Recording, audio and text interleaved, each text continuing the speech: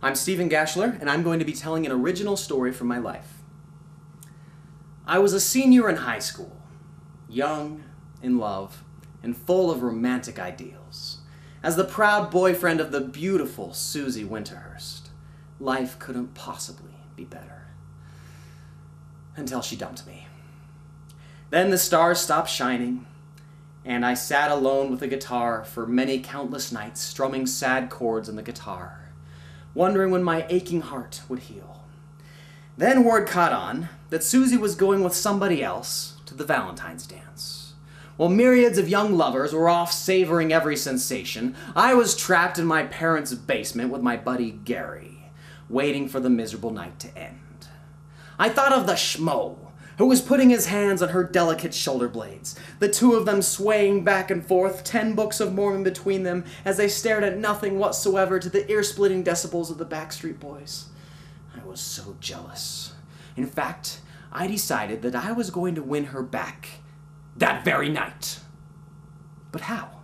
I couldn't just walk into the dance. I didn't have a date, and it was too late to get one. Then I had an epiphany. I turned to my buddy Gary and said, "Gary, I need you to be my date." "What?" "No, don't worry about it. If you put on enough makeup, no one will even recognize you." "I'm not going to dress up like a girl." "Come on, be a man." "Out of the question." The truth was only too plain. If I wanted to get something done, I had to do it myself. "All right, I'll be the girl." Since the beginning of time, men have been dressing up as women to overcome otherwise insurmountable obstacles. Take the ancient priests of Ishtar, who dressed in drag in order to appease their feminine deity. Or Claudius of Rome, who cross-dressed in order to sneak into a girls-only party at the home of Julius Caesar. Tony Curtis did it to win over Marilyn Monroe. It helped Dustin Hoffman get Julie Nichols. And even Robin Williams pulled off the age-old trick in order to win back his wife and kids. Only that one wasn't so successful. But I could do it. I had to do it. "Steve," said Gary, "this is the worst idea you've ever had." And that's saying something, because you've had a lot of really bad ideas. Gary obviously didn't believe in the power of true love. But even if I was doomed to failure, imagining the hilariously awkward situations I was bound to find myself in, I wasn't about to pass up this classic opportunity. So, after a little more coaxing, well, a lot more coaxing, Gary finally agreed to accompany me to the dance as my date. Well, I being the girl, of course. Together, we went through my family's Halloween box. We found a dress, a wig, and everything it took to transform me into a woman. I never achieved a state of femininity that could be considered beautiful. But if the lights were just low enough, if somebody stood at least 6 feet away and was partly blind, the illusion just might have worked. The time came. We waited until my mom was nowhere near the front door, then snuck out of the house and drove down to the school in Gary's dad's truck. Together, arm in arm, in high heels, we took our place among the other couples waiting in line to buy their tickets at the front doors. I tried my best to look nonchalant, but there was no denying the looks and stares that came my way. Nobody said anything. Finally, we made it to the front doors. This was worse. My heart rate increased as the women began to stare at me, no doubt studying my jagged nose and masculine jaw. My heart rate began to pound, but thankfully I didn't have to say anything because Gary beat me to it. And it would have been really bad if I said anything anyway, because my ridiculous falsetto sounded really stupid. "2 tickets, please." The women continued to stare at me, and I could tell they were about to say something bad. Then Gary rose and said something that I will never forget. He was a genius. He put his arm around me and said, "Veronica, I think you're beautiful." Luckily, he was able to retain a straight face. And the miracle was I was too. No, it wasn't a miracle. I was motivated sheerly out of fear. But the true miracle was that the women actually bought it. They even looked guilty. Money was exchanged for tickets, and they let us inside.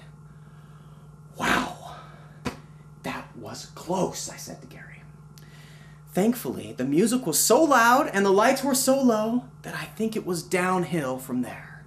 we made it okay to the refreshments table, where I grabbed a cup full of punch, hid my face with it, and looked around for Susie. Only then did it occur to me that I had no idea what I was going to do. At last I saw her, and I saw the schmo who was putting his hands on her shoulder blades. "All right, here's your chance. Go talk to her." "No, I'm not going to talk to her." "What do you mean you're not going to talk to her?" "This was a bad idea. Let's get out of here. We came all this way. You want to turn around? I got you into the dance. Now go talk to the girl." "You talk to her." "Why would I talk to her? She's your girlfriend." "Ex-girlfriend?" "All right. If we go together, I'll do all the talking. Deal?" "Deal." Only Gary didn't budge. He must have been as terrified as I was. So we continued to stand there, trying our best to look nonchalant. As fate would have it, Susie's boyfriend, or whoever the guy was, he eventually went off to go to the bathroom, and Susie approached the refreshment table. Gary did the talking. "Hi, Susie." "Oh, hi, Gary. Who's your friend?" "Oh, this is Veronica." "I see. Have we met before?" "No, I don't think you've met Veronica because she goes to another school." Well, Susie continued to stare at me. She looked up and down, and then it clicked. A look of horror came over her face. I'd seen this look before in my mother, when my little brother decided to take off his clothes and run up and down the aisles naked in church. "Steve, what on earth are you?" Thankfully, Gary saved me once again. This was a moment of sheer inspiration and utter nobility. He said, and I quote, "Susie, it's not what you think. I know this looks bad, but it was my idea. You see, Steve was feeling so down that I just wanted him to see you again, and I knew that he just wanted to see you, and he was against it from the beginning, but I insisted. Can you ever forgive us?" Susie stared at me, and her face softened ever so slightly. I wondered if her heart was softening too. If maybe, just a little bit, she was yearning for me like I was yearning for her. At last she spoke. "Gary, you're a rotten liar. But you know what? You're an amazing friend. We should hang out sometime. Give me a call." Then she turned to me. "Steve, this is the worst idea you have ever had. And that's saying something because you've had a lot of really bad ideas." She then filled up a cup full of punch and walked away. On her way, she said to her friend Emily, "Emily, see that thing over there? Yeah, that's Steve dressed in drag."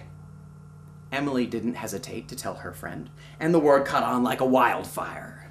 Gary and I turned to each other and ran as fast as my high heels would allow. Before we parted that night, we rose our hands and solemnly swore that we would never speak of this shameful night again so long as we lived. Gary didn't keep the vow, so I'm not either. I never did win Susie back. We never got back together. However, she and Gary did. So I guess it wasn't a total waste. I guess. I, on the other hand, did at least learn 2 valuable lessons. 1, everything you've seen in the movies about guys overcoming their problems by dressing up as women, lies.